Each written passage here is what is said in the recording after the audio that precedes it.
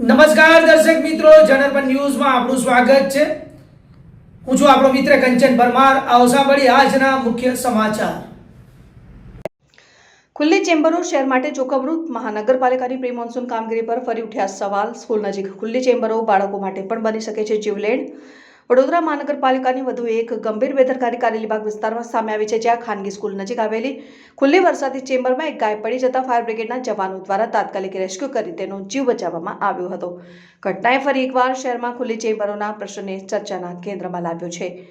મળતી માહિતી મુજબ કારેલીબાગ હરણી રોડ ઉપર ન્યૂ હોરિઝોન સ્કૂલ પાછળ અને નાગેશ્વર મંદિર નજીક આવેલી નાની વરસાદી ચેમ્બરમાં ગાય પડી ગઈ હતી।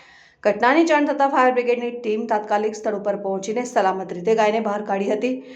સફાયર ઓફિસર રવિન્દ્ર કદમે જણાવ્યું હતું કે વિસ્તારમાં અનેક ગટરો ખુલ્લી હાલતમાં છે, જે જોખમકારક છે।